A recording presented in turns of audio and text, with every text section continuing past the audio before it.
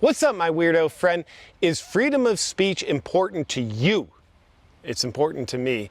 That's why I'm bringing you this video version of my podcast. Now, I never put my podcasts out on this platform, but this is the most important podcast I've ever done because it's about helping you and I crusade for our freedom of speech.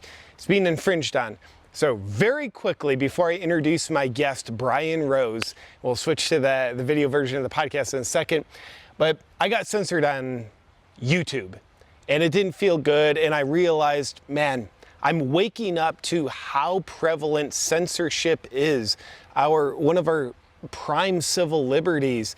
So I thought, who is leading the charge, the premier pioneer in the world leading the charge against censorship and crusading for freedom of speech? And it's Brian Rose of London Real. So I reached out to him to bring him onto my podcast, to bring him to you so you can help join the movement of making a difference in keeping our freedom of speech and fighting censorship. So Brian Rose is going to deliver the goods. He's going to share his story. He's been the most censored person on social media, but he's not laying down. He is fighting back, and I wanted him to teach you and I what we can do to help fight back, because he's been at it for many months against the giants that are censoring speech.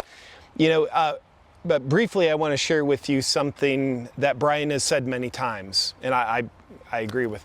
He said, "I may not agree with everything you have to say, but I will fight to the death to defend your right to say it." That's what Brian Rose stands for. I love that. So Brian Rose, he is the creator of London Real. They have an enormous YouTube channel, about 2 million subscribers, huge podcast. And without further ado, I am gonna flip over to the podcast with this wonderful human warrior, Brian Rose. Please enjoy. Well, Brian, thank you for being here, brother.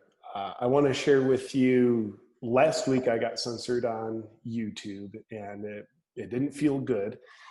And I've been following your story I've been following you for years, but certainly how you've been censored. I've been following every detail of it for the past several months. And when I took my story to my audience on social media, which is a really interesting paradox, talking about being censored on social media, it doesn't feel like a free platform. But nonetheless, I shared my story on my social media, and my audience, I was shocked how passionate my audience was on this issue of free speech. My Facebook post alone got 3.5 million organic reach. And in the strange times we live in, you can't post anything without there being a division in the audience.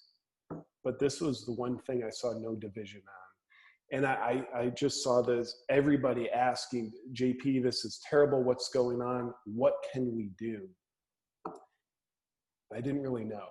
That's why I immediately thought, I gotta reach out to Brian Rose. You, in my opinion, are the pioneer of leading the charge against censorship on the digital platforms. So just as we break into that, first off, thank you for being here, because you were the one guy I'm like, I and my audience, we need to hear where you've been, what you've learned, what we can do. And I just want to throw this at you in the beginning. I've heard you say many times, and I get goosebumps each time I hear you say it, I might not agree with everything you have to say, but I will defend to the death your right to say it. Why are you willing to stand up for even people being able to speak their minds when you disagree with them? Yeah, so it's a great question. And first of all, thanks so much for having me. I really appreciate this. I got your email and I think I responded about 6 hours later, just because I appreciate what you do. Actually, you have a great way of using humor and satire to make really important points. And I'm not actually great at comedy, but it's something I always wanted to try because I think it can be actually a better way to make a point sometimes than being super serious. I'm more on the serious and intense side. So I really appreciate what you do. I just wanted to say that. Look, let's put everything in context, maybe to start off. I mean, I've been broadcasting for 9 years. I've been having long form conversations before it was cool to do. When I first started off, everyone said it was too long. A few years later, they said it was too short, and so I've watched this whole evolution of long form content for the past 9 years. And we've always been a platform for free speech. We've always brought people on with differing views. And I've sat in this chair. Mainly my job is to shut up, really, and listen. And I've had people that I've strongly disagreed with that over the years I've actually agreed with, and vice versa. I've had people that I've started off agreeing with, and then later I think they're wrong. And it's shown me that it's important to entertain other points of view, and not just to attack them and vilify them and talk over them, which is kind of what's in our popular culture to do right now, and to categorize them, and it's your team versus my team. And I can think of the guests that have literally changed my life because I was open-minded enough to listen to them. And that could be Dan Pena, the $1 trillion man, who I thought was some type of Bond villain when he came on my show. This guy's got a castle in Scotland. He wears a 3-piece suit. He used to be in the oil business. He's like a ruthless businessman. I didn't like his vibe, but he ended up changing my life. I had Mantak Chia on here talking about sexual energy and massaging your organs. In the chair, he made me really uncomfortable with my Puritan American background. But later I realized this guy really understood the body better than medical doctors. And it goes on and on. I've had Rose McGowan here, who kicked off the Me Too movement, giving her point of view. I've had people from the left, people from the right. So it's something we were doing. And be honest with you, JP, nobody was paying too much attention until almost exactly 4 months ago, when I was doing what I normally do here. I had someone in the studio. We were broadcasting a long form conversation, unscripted, unedited, uncensored, as normal. And it happened to be a guy named David Icke, who's known for some conspiracy theories, who, again, I didn't necessarily want on the show a few years ago, but finally I acquiesced, and I thought, you know what, maybe I can learn something from this guy. And every single time I had him on, the more I thought, man, this guy is speaking a lot of truth. Okay, a little crazy, but a lot of truth too. And so we had him on for, I think, the 3rd time on the show. And it ended up, no, the 4th time. It was April 6th. It ended up being the 2nd largest YouTube live stream in the world that day, second only to President Trump's coronavirus briefing that day. And it was so big, based on the previous live stream, we figured this episode was going to go on to be watched 30 or 40 million times, which would have made it the biggest video podcast in history, just above like Joe Rogan, Elon Musk numbers, based on the number of concurrent viewers versus the previous stream we did with him that had just gotten 10 million views. It was 4x the live stream. So I'm not crazy by thinking this would have gone to 40 million. And we were sitting out there in the offices, kind of basking in the glow. It was a great conversation. And one of my guys said, it's just been deleted from YouTube. And I was like, what the hell are you talking about? I've never had a video deleted and banned from YouTube. And my initial reaction, and Alex Jones asked me this from InfoWars, he said, Brian, how did you know to fight back? My initial reaction was, fuck that. That's just, it's just wrong, and maybe it's because I grew up in America where freedom of speech is, I think, just in the DNA. And I thought, that's not right. So my initial reaction was to re-upload it and to start doing vlogs and saying, this is bullshit. And my initial reaction was, there's something wrong about this. This is a 68-year-old man sitting in a leather chair, speaking calmly, not asking for revolution, destruction of property, overthrows of governments, just putting out some ideas that you as an adult with the sovereignty of your own body can choose to accept or not. And that was being denied on this platform that it seems to embody freedom of speech. It just seemed completely wrong to me. So I had this visceral reaction of, no, this is not happening. So we fought back, and that's been our story the last 4 months. Yeah, I'm glad. I'm glad you got censored, because I love what's been awakened in you. It's just like you've got this embodied warrior spirit. And you're a guy, you have, I believe, 1.9 million subscribers on YouTube. You've built a great business that stems from your presence on YouTube. you have a lot to lose. I mean, being deplatformed on YouTube is a real risk for you, but you didn't lay down. You have not chosen to take the safe route of like, cool, you did, sorry, thank you for censoring me for everybody's protection. Let me keep my online empire, like, you know, the money, the followers. No, something's woken up in you that stands for something far beyond you in your business. Yeah. And what is that? And what are you really crusading for now? Well, it's interesting because, you know, we have graduation ceremonies here every quarter where all the students from our London Real Academy, they fly from around the world for this graduation weekend we do. It's free, and people come from like almost every continent. And I do a master class out there, and I tell them, I say every morning I wake up, and after I meditate, I pray to the only gods I know, which are YouTube and iTunes, you know. And because I say 95% of our business comes from basically YouTube, you know, it's where all my awareness comes from. It's where all my website traffic comes from. It's where all my leads come from that generate the business for our academy that allows us to do this. That's it. I don't have any advertisers. I don't have any sponsors. So, and I had another guy, funny enough, on the show named Rick Sheffrin, I think it was. And he said, Brian, have you ever realized that you know, this is a massive risk for you? If there's ever a problem, you're totally, you know, you're done. And I was like, yeah, you're right. So yeah, it's a big thing. But at the same point, and I was like, I still was so viscerally against this thing that I thought, you know what, we're just gonna go head to head with these guys. And you know, I didn't think we would be deplatformed at first. And that's why I kept uploading the same video over and over again. And the next day, I still hadn't talked to my YouTube rep. And the BBC released an article that basically said, we saw the Ike episode and we forced YouTube to shut these guys down. And I was really irritated because YouTube commented to the BBC, and I was really irritated. They wouldn't call me first, but they spoke to the press. And I remember talking to my rep and I'm being like, this is just massively disrespectful. I've been down to headquarters. We probably made you guys millions of dollars in advertising revenue, and I don't get a phone call. And we kind of went head to head the next couple of weeks, and it soon became clear that they were going to potentially deplatform us. And that's when it got really real, because 8,000 videos, 9 years, 250 million views. And I know it's changed people's lives. I mean, I get people on the street saying, Brian, you saved me from deep, dark places, and all to be gone. And once it's gone, man. Like, I can't recreate that. I can't upload that on Daily Motion or Vimeo.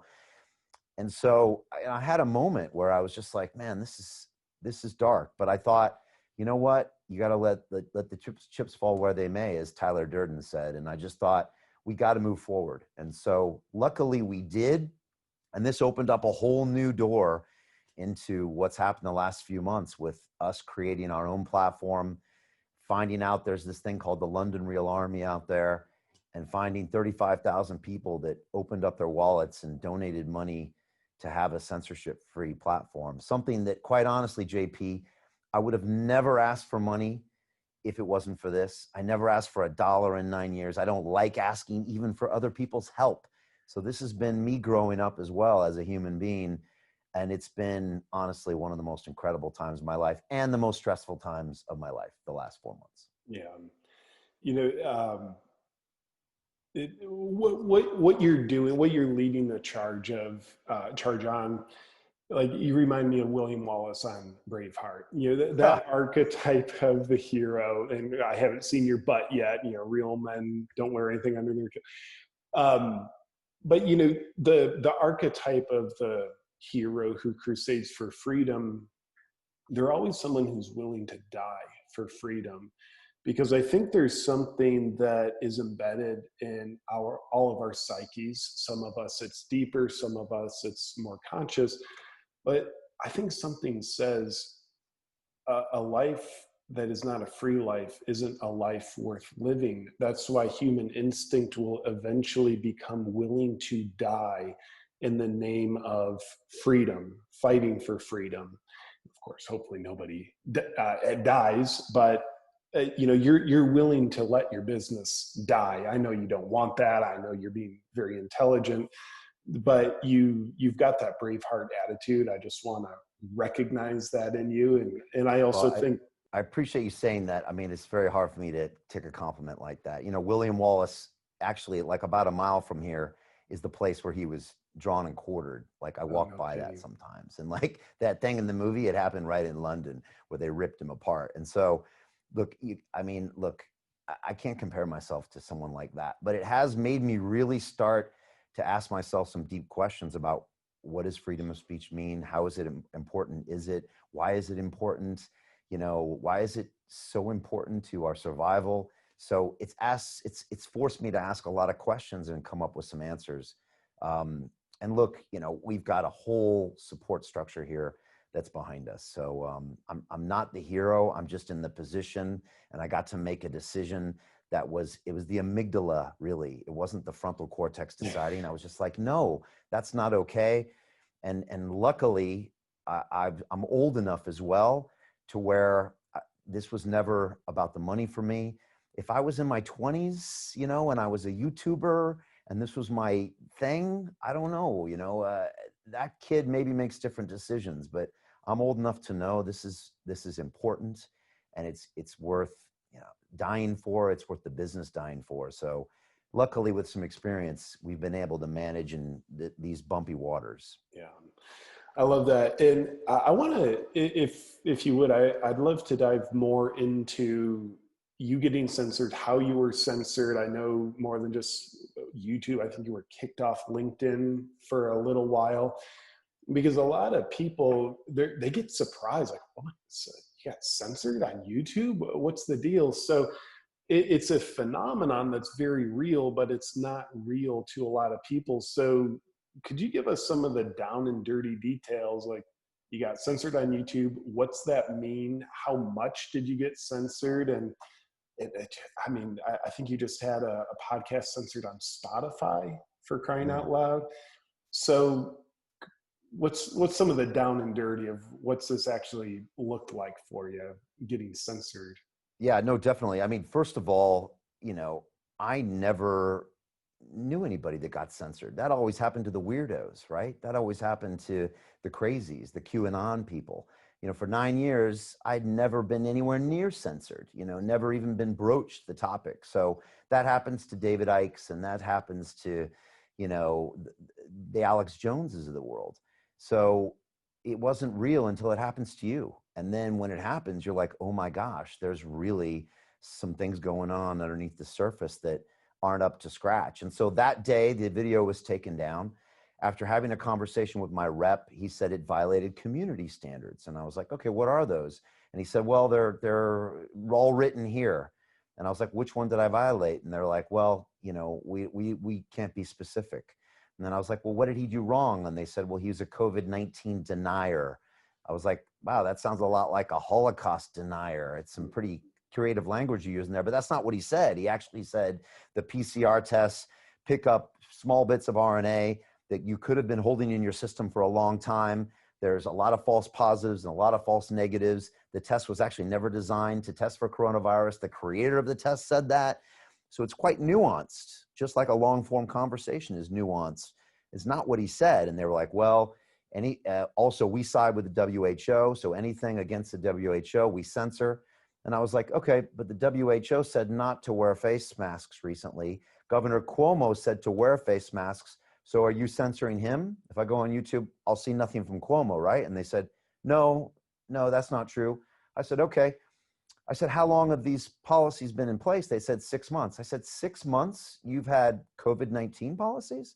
It was in March or April. I said, in October you had this? And he said, oh, no, that's not true. I said, okay, so what's actually going on here?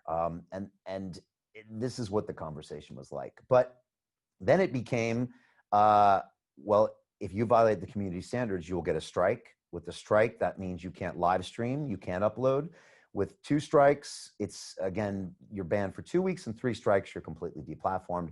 And we will do this if you violate our community standards. So after a nice little conversation I had, they basically said, remember who the 800-pound gorilla is, and all we have to do is blink and you're gone. And that means any video that we deem as violating our policies, you're going to get dinged for. And sure enough, about 3 weeks later, they found an old video I had recorded 18 months earlier of David Icke talking about phone calls made during the 9/11 hijacking that said violated their hate speech policy, and they gave us our first strike on YouTube.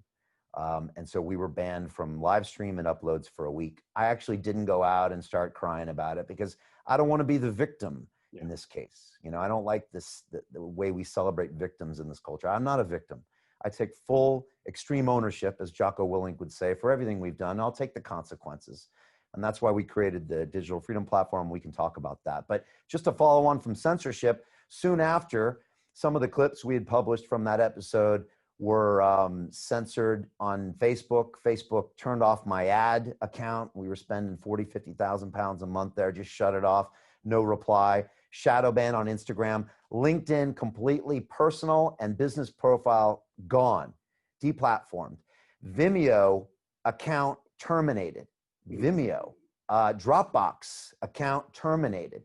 So it means they had to go into Dropbox and watch my videos on Dropbox. Pretty interesting. PayPal suddenly suspended for the Digital Freedom Platform, which we can talk about. It was crazy, you know. I was like, this happens to other people, not me. And so we tried to keep people posted along the way and talk about that. But these are pretty much all your tech platforms, you're gone, because they don't want to be associated with that. They get a tweet, hey, Vimeo, how come you're supporting, you know, COVID-19 conspiracy theories? You know, they got to answer for that. So they just decided to go ahead and do the censoring. And we took it on the chin. It was looking pretty dark here, to be honest. I was actually concerned we were going to be shut down by the government. My bank accounts would be frozen. I was playing out all those scenarios in our mind. So it got pretty dark here for a little while. Yeah. That sounds dark. It sounds like you probably lost more than 1 hour of sleep over that time. You know, at the core level, freedom of speech is all about speak your mind. Not speak what I agree with or a certain entity agrees with, but you can speak your mind if you're crazy. And that's what freedom of speech says. And then we get into the community guidelines around, you know, the COVID-19, 5G guidelines are like super unified across the social media platforms. Dropbox even, that's just weird and eerie. So if we take a step back from a second around like, oh, they're infringing on freedom of speech, and get curious, like, why are all the tech giants so unified and so motivated to censor around, you know, what is quite honestly so much around alternative ideas with COVID-19? Yeah, I mean, look, there is a deep rabbit hole when it comes to the why. We can go down there or we cannot. Look, you know, the truth is that, you know, a lot of these platforms have very similar policies. When they go to deplatform people, they all seem to work in unison, which again looks like some kind of a strange, illegal, collusive process. I mean, David Icke deplatformed from Facebook and YouTube within 24 hours. Same with Alex Jones. Same with Del Bigtree, who I had on the show recently. Look, the whys, you can go deep on it. You know, as we continued down the path of, you know, funny enough, this actually opened my mind about this, and I started having more guests on to talk about this. And I spoke to Robert Kennedy Jr., you know, son of Bobby Kennedy, who was assassinated in 1968, and he has been working with autistic children and been examining vaccines for a long time. And you know, I actually said to David Icke in the first episode, I will be the first one to get a vaccine, you know, and I'm a trained engineer from MIT. I believe in the science. But when I started learning about what was happening, I started to really question why I would do that. But again, when you start to mention the vaccine word, I mean, if I thought YouTube was already sensitized, they saw the Kennedy episode on my digital freedom platform and said, don't even think about putting that on YouTube. So when the vaccine word comes up, everybody goes even to a higher notch. Sure, COVID-19 denial, 5G related to your immune system, but the vaccine, everyone got sensitized. And I don't know the truth. There's some great movies that go down rabbit holes as to why they might not want, is pharmaceutical involved or other groups involved. I choose not to go down that route. I choose to focus on the freedom of speech. And I've had a lot of great conversations with people like Michael Shermer, Candace Owens, the people that really understand why do we need it. And one thing I've understood about freedom of speech is it really means freedom of speech for things you don't want to hear out of other people's minds. It's really easy to say, I can say what I want.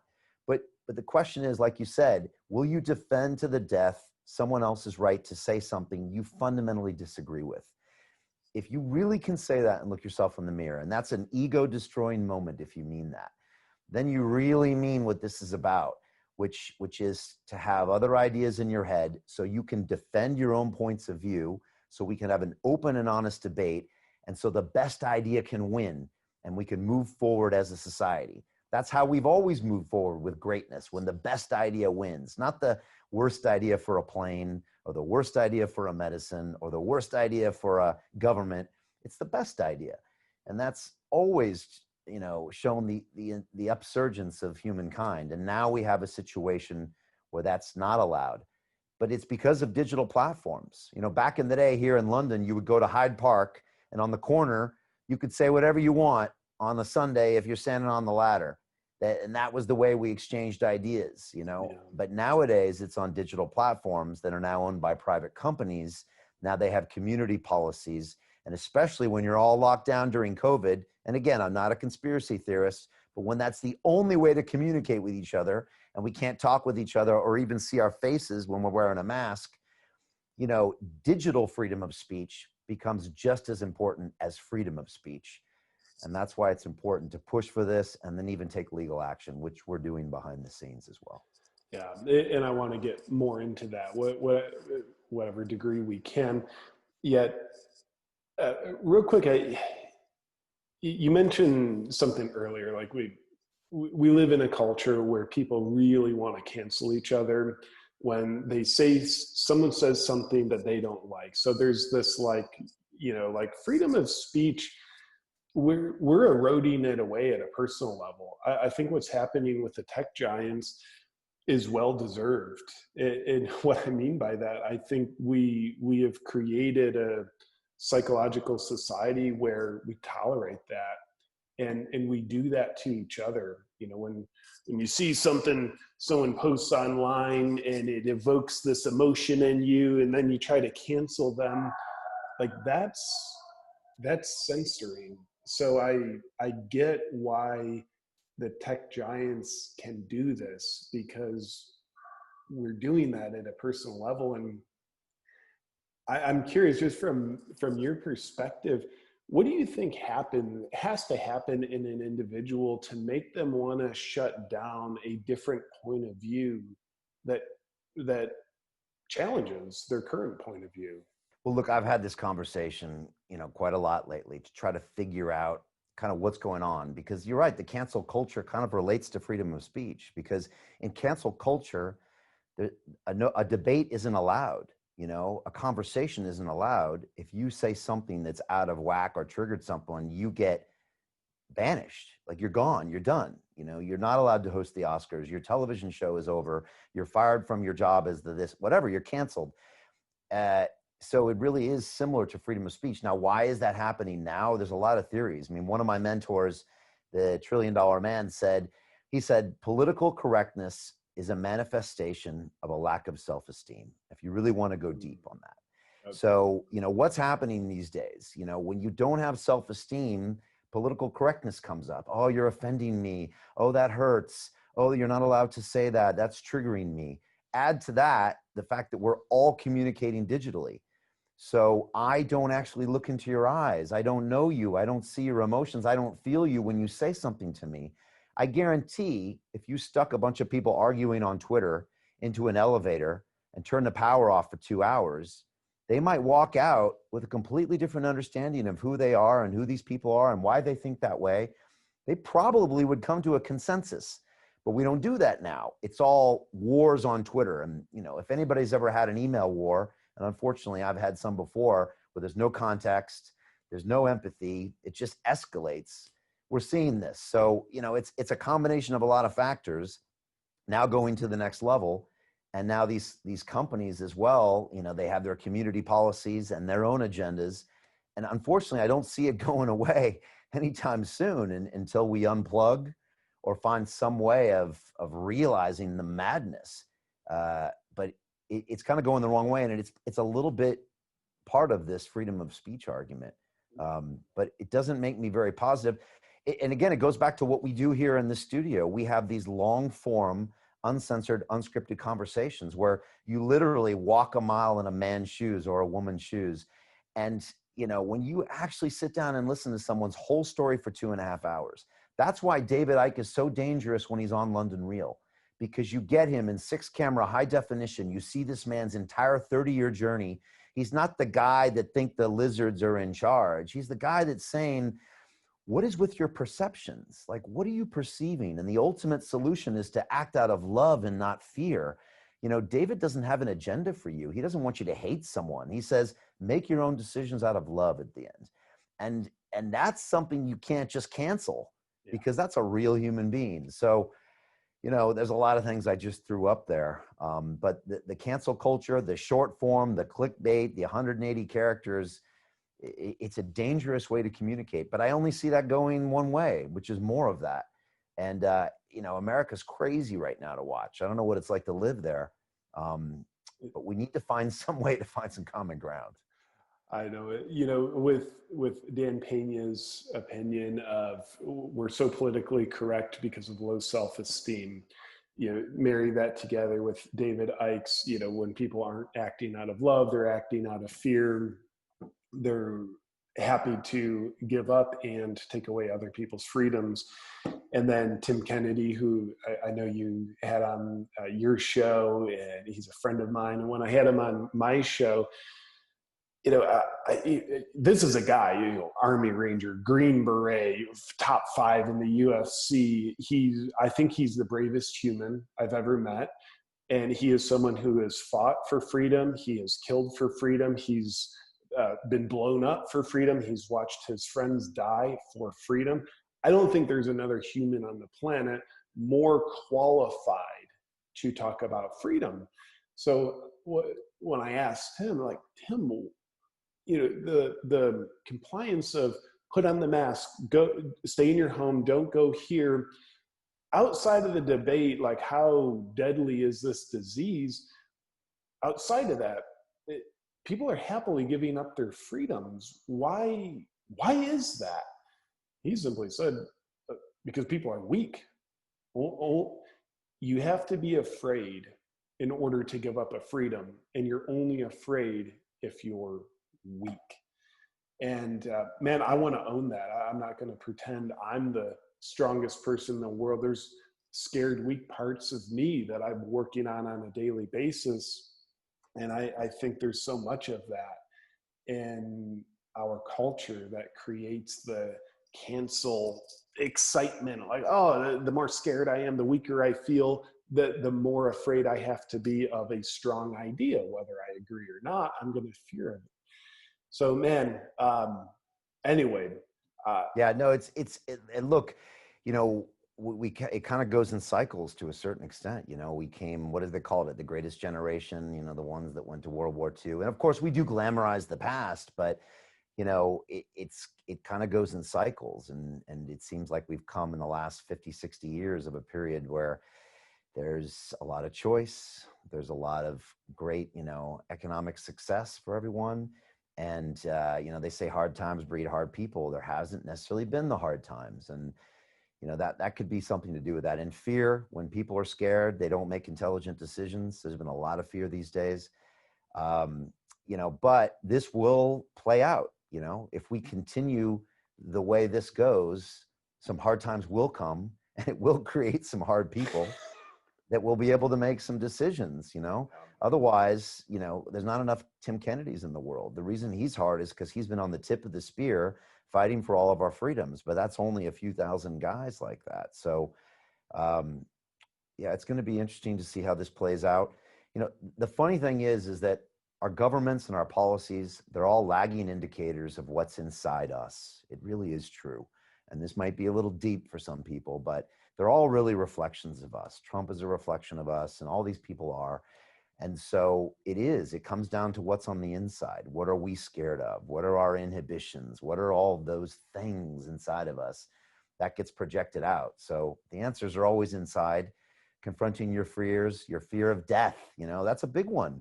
You know, with the COVID came, the fear of death, you know, you really saw a lot of people, you saw true colors. And the people you thought were going to lead you in this situation kind of disappeared. The people you didn't know so much about became our leaders. It was very interesting to see how this kind of made everything play out. And yeah, I think the only good news here is we've seen a bit of a, you know, the matrix kind of get perturbed a little bit. And we've got to kind of see behind the curtain of the Wizard of Oz and see, oh my gosh, there's censorship here and there's this here. We've also seen that we can create our own digital platforms. We can go ahead and keep streaming these messages and put out censorship-free content. So that's been beautiful. And I've also seen great voices like the Tim Kennedys and all these other people stepping up. So it's been also really, it makes me feel good and optimistic. But you know, the hooks in you from these digital platforms, that's the scary part, because most people's identity is a digital identity. Most people's relationship with the world is a digital relationship.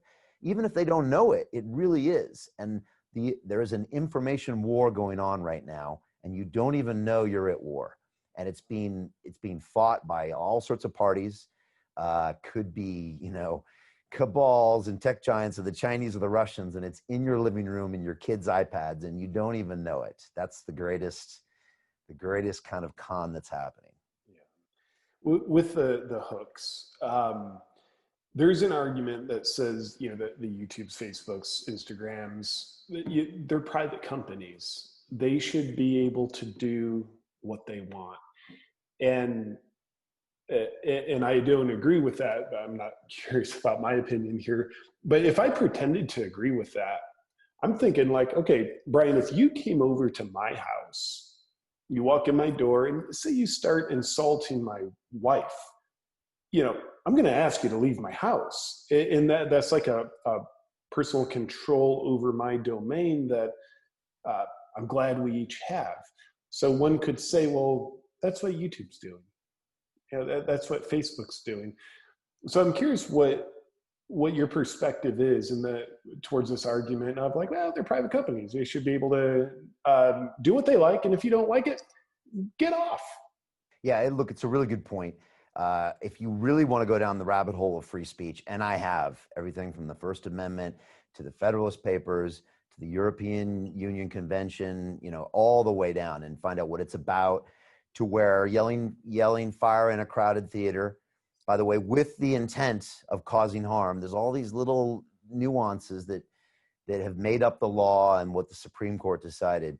You know, if you want to go all the way down that rabbit hole, you start to make those decisions. And like you said, you know, freedom of speech is one thing, but can someone come over to your house and shout in your ear while you're eating dinner?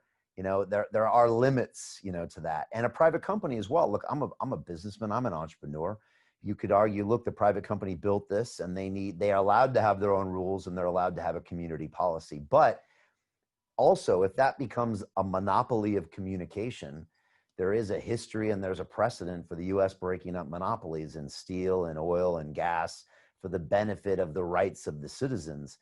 And yet they've never, ever seen a monopoly like this. The founding fathers could never have seen an information monopoly like this, the search engine monopoly. People don't realize when you search in Google, your results they have a massive agenda to them.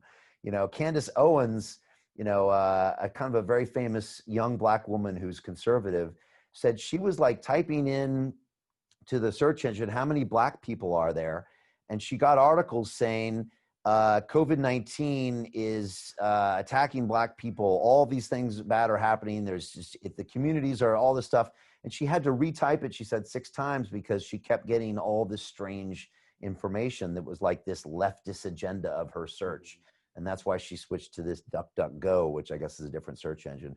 So, and then when you lock everyone down, and this thing is the only way we exchange information, then you can make more arguments. There's actually a precedent here in London that if a private company is behaving as a public utility, then it has to be governed by the laws of that land. And the London Stock Exchange was one of those, as a private company acting as a public utility. And if you look at a video here on YouTube, there'll be an ad by the National Health Service, the NHS, for COVID-19 underneath it. So the government is literally paying these companies, and yet we're not allowed to communicate on them. So there are some legal precedents and arguments you can make that if this is the way people are forced to communicate, then it should follow the laws of the land. But again, that's something that'll have to go to the Supreme Courts and to kind of go from there and see if we can fight that. The more interesting argument is this, is that you might find a platform or a network that respects people's right to free speech, that people will then choose to spend their dollars and eyeballs on. So great example, Joe Rogan going to Spotify. It's been rumored to be $100 million deal. I think it's probably more like a couple $100 million. But what people don't really see, and what I see and a lot of people see, is Joe moved to Spotify because I think he was tired of being censored on YouTube. And his full episodes, he's constantly tired of it. He obviously didn't really broach many topics during COVID-19. And I don't know if that was a choice by Joe, but Joe was actually not one of the people having really important, difficult discussions about the lockdown, the policy, the COVID, and maybe he was concerned. But Spotify, I think, was an option where he wasn't going to be censored. Now, it's kind of interesting because they happened to censor some of my episodes, and we can talk about that. But, you know, that was Joe making a decision that he maybe wanted to go with a platform that would reward him and respect his rights. And I think that's incredible. And, you know, we were able to raise over $1 million in about 2 weeks to create our digital freedom platform. So now we can live stream anything and not worry about censorship. And we've done about 30 plus episodes, you know, to massive audiences. And so we've created our own platform and said, okay, guess what? We don't have to do that. And we have the funding for it, and we have the desire, which is a beautiful thing. So I'd like to think that, you know, capitalism will figure out solutions and people can vote with their dollars. But I also am smart enough to know that when Google controls 90% of search engine traffic, and YouTube is the second largest search engine in the world, owned by the company that owns the largest search engine in the world, I also realize that it's going to be a long time before people really have that freedom. And that's why I decided to try to stay on YouTube. And so, you know, just to finish out that story, for the last 90 days, around here we call it, it's Mr. Rogers' Neighborhood. That's what I told my guys. It's Mr. Rogers' Neighborhood. It's a beautiful day in the neighborhood. We talk about puppy dogs and unicorns, and we put nice things on YouTube that don't have any chance, hopefully, of being censored or banned. And so I had 90 days of my content strike that I was basically told in no uncertain terms by YouTube. And this will all be shown in a documentary film we're making about this. You are one upload away from being completely deplatformed. I mean, they said that to me on recorded video. And so luckily last week our strike expired, but they've also said to me, we're not going to give you another strike. You're just going to be gone. Yeah. And so now it's the Mr. Rogers channel. We have to be nice there, but I get 20 million views a month from YouTube. And some of those people might know I have a digital freedom platform and might choose to hear uncensored content. So I'm doing this kind of dual strategy, you know, where I get some eyeballs here, but you get the real truth over here. And maybe that's the future, JP. Maybe that's the future of our content platforms. But I still think most people have no idea of the censorship that's actually happening out there. Yeah, I think you're right. And I think that's why I wanted to have this conversation, and, you know, how you're leading the charge for your personal voice of realizing, okay, YouTube's rules, they're not right according to the Constitution, according to my opinion. But YouTube will deplatform you as they told you. So you create your own digital freedom platform. By the way, can you share more about the digital freedom platform, where people can find it? Because you have some mega awesome interviews. I've been listening to everyone you've been doing recently, because it's not only an example of like, you too can do this if as a way of representing your freedom of speech, but also like you just got great content. Yeah, it was pretty crazy, the fact that we just decided to create this separate entity. And so again, my initial reaction was, this is not okay. When I spoke to YouTube and realized there was no way we were going to get that banned episode, which we called Rose Ike 2. So I've done 5 interviews with David Icke this year. So the first one went super viral, was watched 10 million times. The second one, I told the world beforehand we were going to do it. The first one I didn't, because I just wasn't sure what was going to happen. We told everybody, massive audience, would have gone on. It was banned and censored. So pretty much days later, I said, we're doing Rose Ike 3, and we got to create our own platform, and we're going to have to raise money for it. And this is, by the way, during the time of total lockdown. So we thought, am I going to go to GoFundMe or Indiegogo? And I realized 2 things. First of all, as soon as we raise 10 grand, they're going to ban it, just like I got banned from everything else. Second of all, there's nobody around probably even to approve it. So we decided to do everything from scratch around here. I got an incredible team, and we decided to put it together, create the fundraising platform, everything. And honestly, we did all the math and figured it was going to cost us $100,000 to stream to over 1 million unique viewers for Rose Ike 3, which would make it the largest internet live stream of a conversation in human history. And we just stuck that out there and said 1 million people, and we started working towards it. And I mean, honestly, JP, I thought there was no way we could raise $100,000 in 11 days. Like, there's no way. I mean, I thought maybe we could run 10 or 20,000, maybe. But like within the first 24 hours, it was 25,000. And then it was like 100,000, 200,000, 300,000. And we were like, wait a second. People want more than just one ep. They want a platform. And then they want a legal fund to take this to the Supreme Court.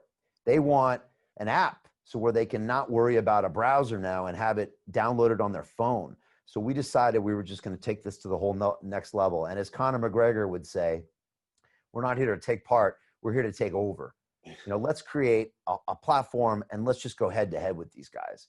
And so luckily I got a team, and we love swinging for the fences. And honestly, I got nothing better to do. So what the hell, you know, what the hell? We might as well go out, you know, you might as well go out swinging. So I just figured, what the hell, let's throw caution to the wind and let's see how big we can go. So again, this is in a time of the biggest recession in 100 years. Everyone's out of work and people are still giving money, you know, $5, $100, thousands of dollars is amazing. I'm getting major Premier League footballers who are promoting our stuff, heavyweight boxers, supermodels. They're all coming out in support of us. I mean, it blew me away. And I got a bunch of other people I thought would have my back that completely either sold me out or went dark. That's cool, man. That's why I love crises. You find out who's got your back. But I'd rather have 100 people that will ride or die with me than 1,000 people that just like my content. And I found them. So that was amazing. We built the platform. We got the technology. 2 days before, we got a Silicon Valley company to live stream it. We were about to transfer them a big chunk of money, like $50,000. The CEO called us up and said, oh, we saw what you're doing. We can't support you.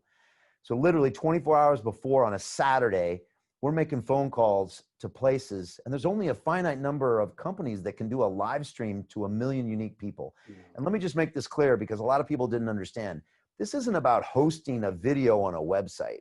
This is about live streaming to 1 million concurrent people on a piece of technology, because we pretty much assumed it wasn't going to be there an hour later. Yeah. We had malicious attacks on our website.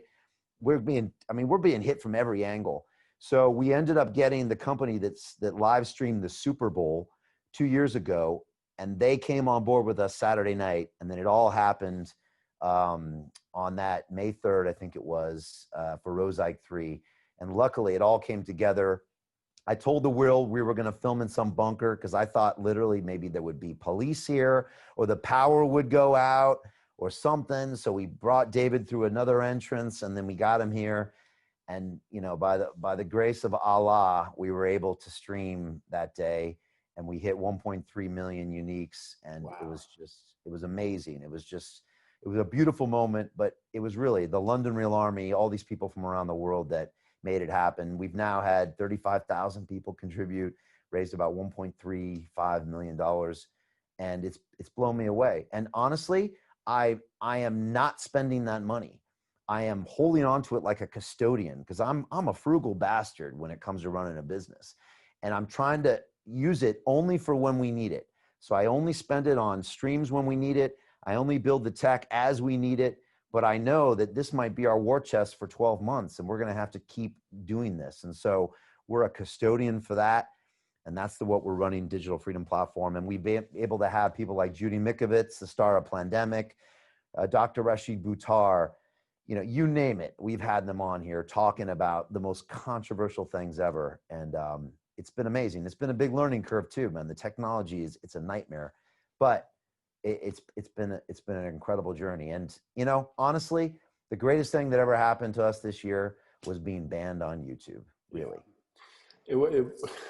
The giant has been awakened in you. And can people access that via londonreal.tv? So we put it on freedomplatform.tv. Okay. It's just a separate entity, a separate website. So that lives there. The content lives there. And that's just a separate piece where you can go find, I think, about 30 episodes. You can donate on there as well. And there's a separate platform, londonreal.tv. So they're really kind of keep them separate. You can definitely go from one to the other, but really keeping them as separate places, and a place where you can raise money on one, and the other one is really where London Real is. So trying to keep them separate, but they definitely have crossover. Obviously, I'm the host of both, but really trying to keep one separate, the money there separate, the technology separate, and the other one is London Real Academy, and everything we do in the business there. That's amazing. 1.3 million viewers for a live stream. To me, those people aren't tuning in to see your good looks. And you're a good looking guy, don't get me wrong. I would even dare say, and this is, I'm just speculating, I would dare say they're not even just tuning in to hear the information that comes from you or David Icke, though, like, I've been riveted and usually uncomfortable by what I hear, like, oh, that's challenging me to think more. But to me, that's evidence, 1.3 million people, that they're banding together for what matters most, to be part of a movement that's standing for freedom of speech, freedom of expression, human dignity, civil liberties. I know that's got to be one of the reasons why people are so magnetized to your content now.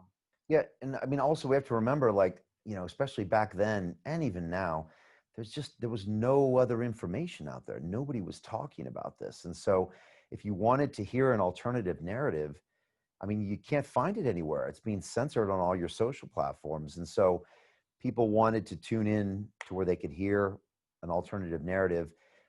The other question, and you kind of touched it a little bit there, is why me and David on London Real? I mean, David does videos on his own website, but there's something about the two of us. And actually, I was talking to Alex Jones about this from InfoWars. And look, you can have your opinions on Alex, and I don't agree with everything Alex does, and he's made some big mistakes, and he'll be the first to admit it. But Alex said this. He said, Brian, it's the authenticity. He said, that's what people feel. And again, you know, JP, it's a feeling, you know, it's not all brain power and logic and arguments. It's like people are making a decision with their heart, and they're feeling this vibe, because with the setup we have here and the cameras in the studio, you feel like you're in the room, and it's two humans having this conversation, and you can feel the authenticity, I think, of me being curious. I don't have an agenda. I don't have sponsors. Of me allowing David to talk. David's talking with all of his passion, and people feel this human connection that's bigger than all the scientific papers in the world and all the statistics. And they're riveted because they're getting something they can't get somewhere else. And I don't know, we create this magic. David always says when he's in this studio, he's like, Brian, the energy in this room is it's just ramping up. And when I'm in there, it's intense. And we create this moment that's bigger than us. It's almost like this, all of humanity is creating this moment of potential truth that we can all take something from. And that's why I think there's so much interest in those broadcasts, because there's something, I don't know, intangible happening there. And it's more than just information. I think you're right. That's my experience of it. You've gathered, I believe it's over 200,000 signatures to signing your open letter for freedom of speech. What are you doing with that? You also mentioned a legal fund. Yeah, what are you doing with that? Yeah, great question. So look, after we did the Freedom Platform, and after I, put all these statements out, and I'm constantly vlogging, and I'm, openly challenging YouTube. And again, we should talk about how to talk about censorship on the platforms you're being censored. It's a fine line. I've been walking a fine line with YouTube and Facebook and Instagram. And look, for all I know, YouTube could deplatform me while we're talking here. I mean, like literally for a month, I was trying not to think about it, but it could happen at any moment. Because honestly, one time the rep is telling me one thing, and 3 hours later I got a strike. And I went back to the rep. I said, "You just said everything was going to be okay." And he said, "Well, it's out of my hands, Brian." So again, that's a whole nother thing about how you talk about censorship on a platform you're censored on, and we can get into that. But I thought to myself, we need to do more. So we had raised money for a legal fund, but I thought we needed to just write an open letter to articulate our points of view. And so I wrote this letter. I spent a lot of time on it, just talking about what's going on here, and why I believe there is something called digital freedom of speech, which is different than freedom of speech, because in this era, most of our communication is digital. So there needs to be a digital freedom of speech, and then there needs to be the legislation of digital freedom of speech. So a government like here in Britain or in the US needs to come out and say, digital freedom of speech will be legislated. So no company, no monopoly can ever shut down what is a basic human right or something protected in the Constitution. So I wrote an open letter to just show the platforms and the governments, because also there's a regulator here called Ofcom, which censors radio stations and television channels, and they censored a television channel for reproducing one of our Ike interviews. So it was to show all of them that it's not just me whining and complaining. It's not just some YouTuber or some American in a fancy suit that's crying.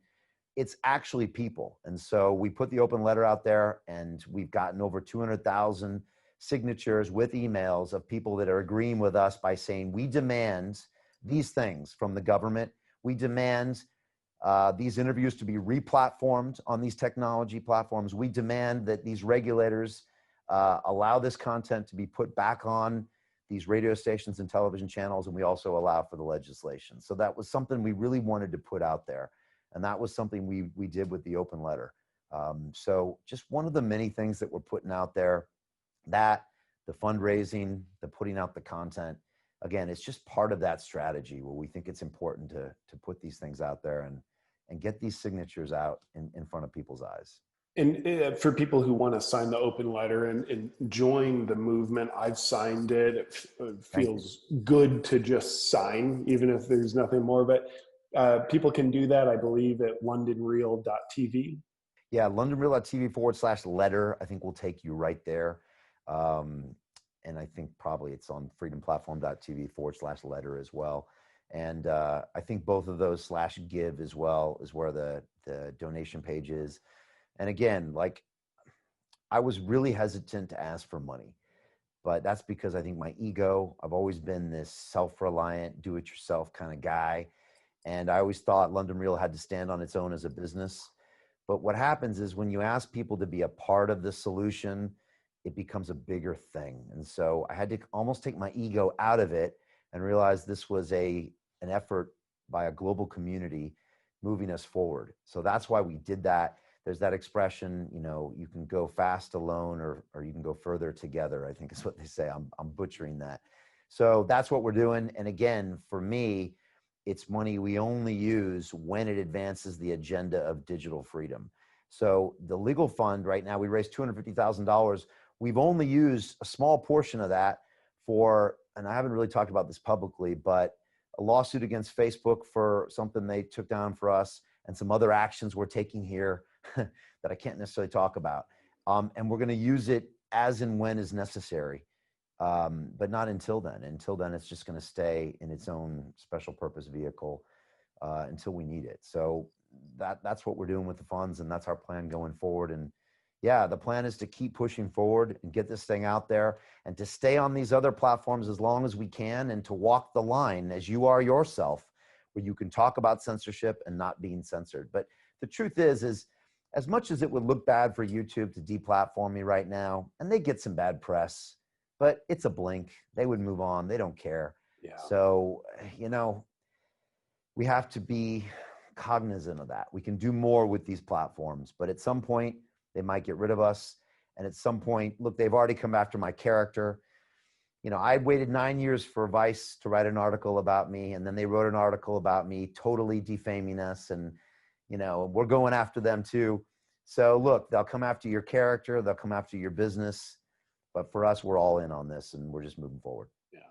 With these, I don't know, maybe they're even trillion-dollar companies. Could one just take them to court and like, this is the First Amendment, that you're violating your monopoly? I mean, realistically, could that even be effective?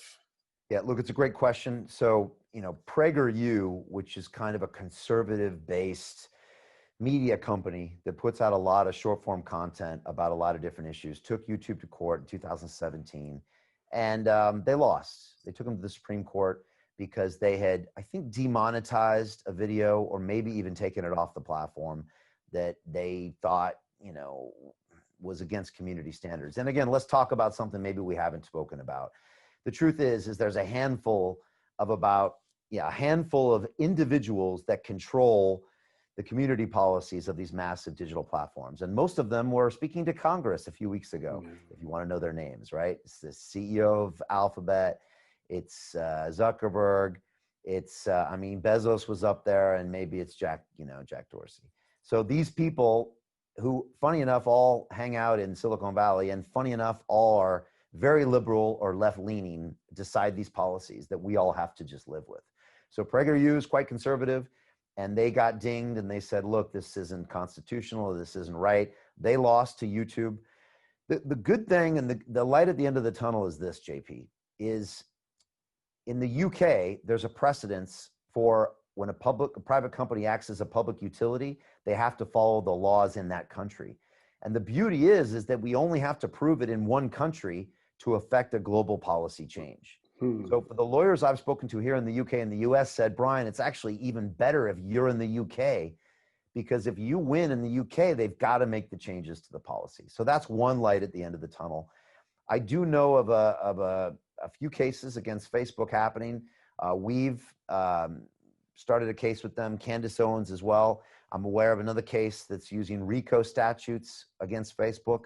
So people are trying to take on some of these giants. So it is a possibility, but let's be honest, there's no precedent of this working in the past. Trump is talking about it, right? He's talking about it. They're talking about. He's been censored recently as well. He's been censored, yeah. And then also this Article 230 in America, which basically removes them from liability, is now being challenged as well. So there's people talking about it, but look, this is highly polarizing. It's an election year. We've got, we've got all sorts of strange things happening in America. We've got the leftist agenda. We've got, defunding the police. We've got rioting in the streets. We've got, like I said, an election year where these issues are being weaponized to change the political landscape. This is a tricky time to talk about this stuff in the next 3 months. It's going to be interesting to see how this plays out next year. So look, I'm hopeful. I'm also hopeful that, capitalism will give us choice to where maybe, Rogan will show, look, I'm going to Spotify, I'm going to a place where I'm not censored. So we have our digital freedom platform. I think there's potentially options. So let's see. I'm optimistic, but I'm also realistic. The fact that, people have not been successful, taking YouTube to court in the past. Yeah. You mentioned the trickiness of talking about being censored by social media. on social media. How? First off, with a twofold mindset, and I'll Yeah, share two what things with. happened to you, JP? Can you tell me what happened to you? Yeah, so a couple things. I put out a video. It's probably 2 months ago at this point, maybe longer. But the video was called "What It's Like to Believe Everything the Media Tells You." And this is, you had already been censored, but it was right around that time. So like, I'm well aware, like, okay, like, speaking, helping to elevate people out of the fear that they're being indoctrinated, and that's dangerous. I'm like, I just went to sleep one night. This idea came to me. I woke up in the morning. I'm like, I got to make this video. So I cleared my schedule, rearranged everything. I said to my videographer, we're going to shoot this video and release it today. It's just one of those ideas I'm in service to. It's not an idea of mine. So I put the video out. It goes pretty viral, but I chose to only put it out on YouTube because I know with YouTube, there's at least strikes. With Facebook, it's a little more ambiguous. So I put it out on YouTube, and it's over 4 million views. People loved it. And I was just shocked. Like, first off, like, the thing is still monetized. And then, like, also it's still on the platform. I was just like high fiving. I would have been pleased if it was able to be on the platform, but demonetized. Like, I don't agree with that, but I understand the community guidelines are the way they are, even though I don't like it. But so it was about 3 weeks later that video got demonetized. My hypothesis, just to speculate, I don't think the whatever voice technology they use to scan videos and censor them, I don't think it can detect sarcasm. So in that video, I was playing the fool that just believes everything the media tells you, and tells you why it's a good idea to believe all the things that the media is telling you about all these specific things. So, but I got a message, this has been reviewed by a human and it's demonetized. And it's like, I was, okay. I didn't like it, but I wasn't bent out of shape. Then last week, I put out a video called The COVID Conspiracy Theory Guide. And in that video, I was careful. I didn't say 5G, but I would like hand signal, then say G, because, and then I even in that video talked about how like I can't actually say this because the book Burning Millennials in Silicon Valley will censor me. But playing it onto the, just like an exaggerated Alex Jones kind of conspiracy theory guy. But then the next day it was censored on YouTube. And the idea of appealing that video being censored, it's like my hands are cuffed on that, because in the if I click on appeal it, it says, okay, if you appeal this and it's upheld that the video is going to remain banned, then you get a strike. So it's like, well, then I can't really appeal it then, Yeah, can I? it's mafia tactics. Yeah. So anyway, that's what happened to me. But here's my mindset. First off, I'm not going to be dumb and just create a moment of outrage through victimization where I do exactly what I know will get me the 3 strikes and deplatformed. I'm not going to do that in order to create a momentary flare of attention and raise a point. I think I can be more effective than that. So much like you, I'm mindful of what I say and don't say while still saying what I need to say. But then the second thing is I'm willing to lose it all. Much like yourself, I've had the good fortune through a lot of hard work of building a beautiful online empire that supports me well. But here's the thing, I've got a son on the way. My first son. I know you've got children. Oh, congrats. Thank you. And I imagine the world I want to create for him. And I realize, if my son, if God forbid freedoms continue to be eroded away. And in 20 years, we look back and the world is just different. My son asks me, Dad, what did you do when our freedoms were being taken away? My answer, sure as shit, ain't gonna be nothing. So, I'm willing to lose it all, where I would much rather, if it came to it, need to pick up cans along the side of the road to feed my family while being able to speak my truth and represent the people and crusade for the people, rather than being enslaved and like, here's my empire that I have because I'm suppressing my truth. So that mindset of, I'm not going to be dumb, I'm going to be as intelligent as I can, while realizing speaking truth and crusading for the people that are way more, this is way more than me. I'm willing to do that. So Yeah, that's a good basis. You want to be able to tell your son in 2040, when he says, Daddy, what did you do in the great pandemic of 2020? And you want to be able to look him in the eye and tell him something you're proud of. The other good test is being able to look Tim Kennedy in the eye and tell him what you did. And then if he doesn't smack you, then you probably did the right thing. These are good tests, But look, the truth is it all does come back to fear to a certain extent. And it's a great time to really confront your fears. As YouTube creators, I mean, hitting that 1 million subs is something that's a big deal. And, it's something you always dreamed of, and the gold button and all that. And we got one here, and you work so hard for it. But, you also have to think, is it really everything? It's not, and that even in the times of COVID, you have to think, well, yeah, I could die. Is that everything?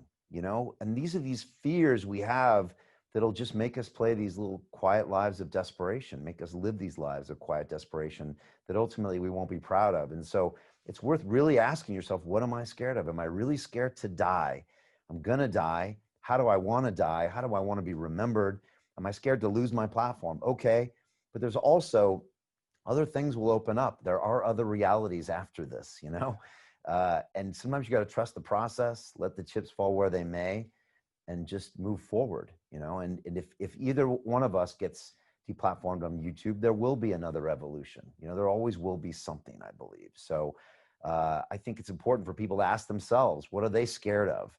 And to realize you build it up to be this massive thing that, again, it can really make you live a life that you're not proud of. And just feel free to blast through that thing and realize, actually, it really wasn't a big deal. Most of our fears are really not a big deal. And it's a great time to realize that. So I have as well. That being said, I'm happy we're still on YouTube, but I made peace 2 months ago. I did a long vlog that got like 1 million views. I said, it's over. And I said, I've made peace with this thing and we're going to move on. Yeah, that's beautiful. Last couple of questions, brother, before I let you go. I know a burning question so many people have. They're feeling it right now. It's what can I do? Like, people feel this. They want to support it. They want to be part of the movement. I think there's far more people out there, certainly in both of our audiences, that they want to be on the battlefield. They want to be part of the movement. They're not people who want to look back in 2040 and tell their kids, like, yeah, I was sitting on the sidelines watching, I did nothing. So people want to be involved. So at a practical level, based on your experience, what you're seeing and what you're doing, what can people do to make a difference in upholding and reclaiming freedom of speech and fighting the digital censorship? It's a great question. I think it's ultimately, if I really, really think hard about it and really break it down, I mean, it ultimately comes down to who you are. I mean, it's one thing to try to convince friends and send them the information and argue with them and all that stuff. But I think it comes down to your behavior at the end of the day, and whether you're willing to kowtow to your civil liberties being taken away from, whether you're willing to live in fear, whether you're willing to allow that small little increment of your freedoms and liberties being taken away, or whether you'll just stand up and say, no, I'm not having it. And that's something that David says. I mean, we are we are like 1,000 times more than they are, whatever the they is. You know, the elected officials, we vote for them. You know, it's our eyeballs that allow Alphabet to be worth $1 trillion plus. You know, it's like we have so much more power than we think we do. And yet we get this go along to get along kind of very sheep mentality, where we end up policing each other as sheep as well, where it's like, okay, just wear the mask. Okay, just don't say that online. Okay, just give your kid the vaccine, you know, just do it, man. And just, you'll get paid and, you know, you can do your thing. So I think we got to all look ourselves in the mirror and just be willing to stand up and say no. And that can be difficult. Like I'm taking the tube here and I'm not wearing a face mask and I get some dirty looks from people. And I decided to come in when this was all happening, and I decided to publish this content, and I decided to question it. And I probably could have done more even, but I just think we need to just say no and vote with our wallets and vote with our votes and start from within. I think is more important. Than it's easy to look at someone else and say, why don't you get it? But what are your actions? Even the people that agree with me, and a lot of them are out there. I get stopped in the streets all the time from people that thank me, they shake my hand, they say, we're totally with you on this. But I'm always like, what are your actions? Are your actions helping us get to the next level? So these are hard questions, man. I'm not saying it's easy to go against the grain and, you know, break the law or whatever. But if enough of us said, we're not having this, then it would be over. That's the crazy part, right? If enough of us just said, no, that's not okay, then it would be over in an instant. So I think that's what people need to do. Really wake up in the morning, make the hard decisions, whatever your choices are, based on your own research. Don't do what I say. Don't do what David Icke says. Take all the information and then make your decision. That's what I would say. Yeah, amen to that. And I think a necessary companion to, you know, be able to make our decisions is bravery. Otherwise, I think we're the you know, we're carrying in our subconscious other people's decisions because it's less scary to do that.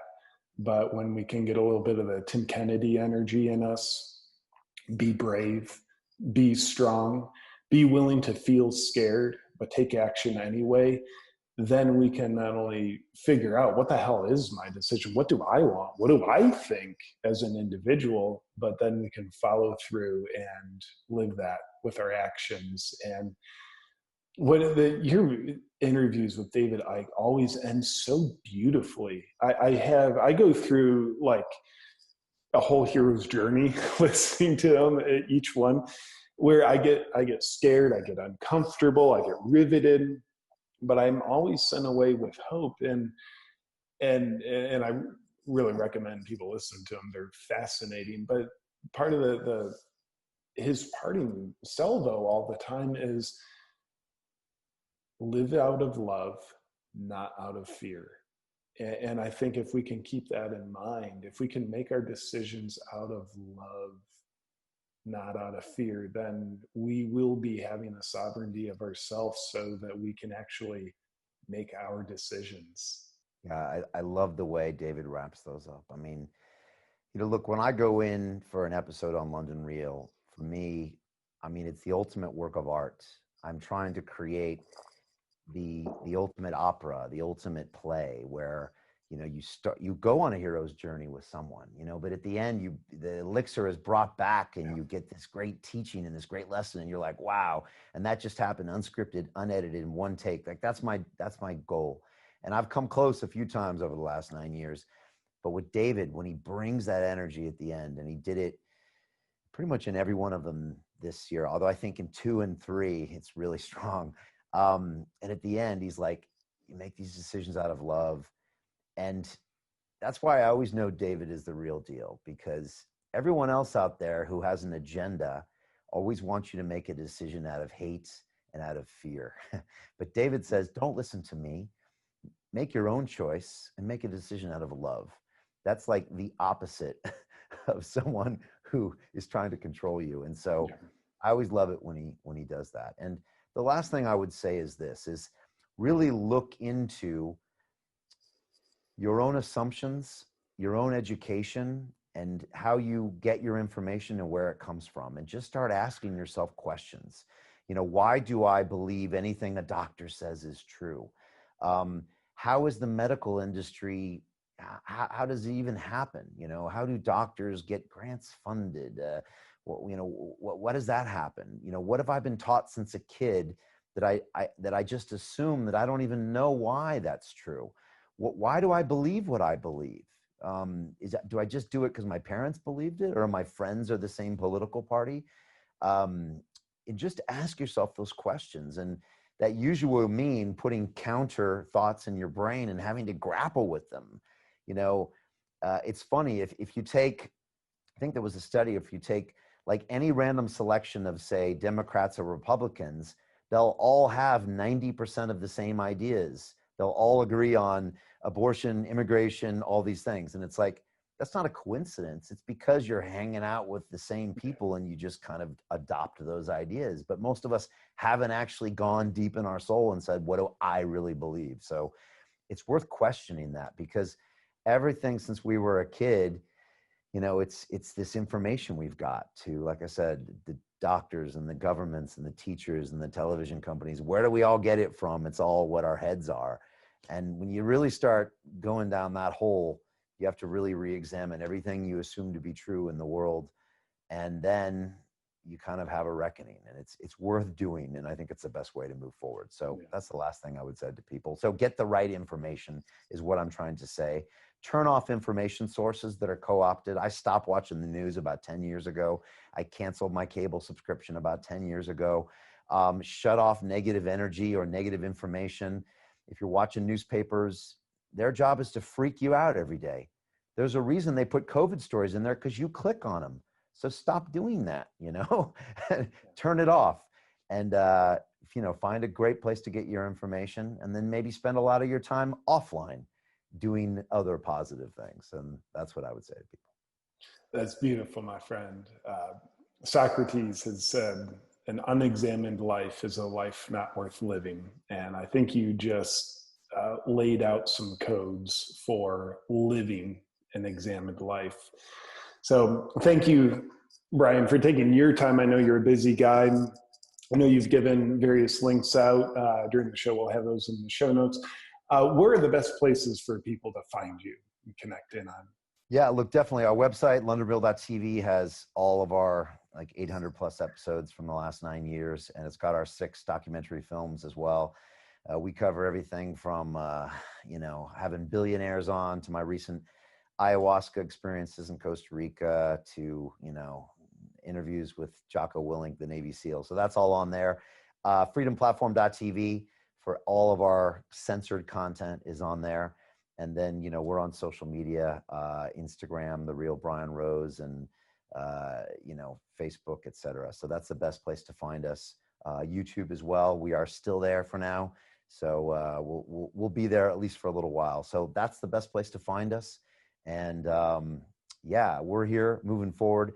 I just want to say to you and everyone out there, I'm just super humbled by this whole experience and super grateful. And so I'm just so humbled to be trusted to be, going after and building this platform. I have the luckiest position in the world. I feel so fortunate being here. I mean, just to be honest with you, JP, London Real has given me my life back. Before I ever did this, I was drinking myself to death in a depressed state, all alone. This whole journey has allowed me to have a family and connect with people around the world. And so I am at people's service. I move forward. We grind hard every day here, but we do it because it's so fulfilling. So, I just feel super lucky to do this, and we're just going to keep doing it. And I just really think we're getting warmed up here. We're going to be doing this for a good 20 or 30 years hard. And we want to redefine the dialogue, and we really do want to, take part, not take part, but take over when it comes to this space. We believe in it. It's in our DNA. I've got a great team here of people that just work so hard to make it happen. So, thanks for your time. I appreciate your platform as well. And I respect what you do. And I was saying to one of my guys here, I was like, I wish I had had the skill set to be satirical, because I think I could have said more, in those last few months with my social platforms, but I don't have that skill like you do, because I think it's a really clever way, and you know that by what you do, to really get a hard-hitting message. Let's be honest, satire can work better than 100 truths sometimes, and you do that really well. So thank you for what you do. You got great messages there. I know on the surface people think you're this guy, but obviously you're a much deeper, thoughtful guy with a real mission underneath that. So I appreciate you, man. Thank you for seeing me, brother. And thank you for being you. The world's a better place with you in it. Awesome, man.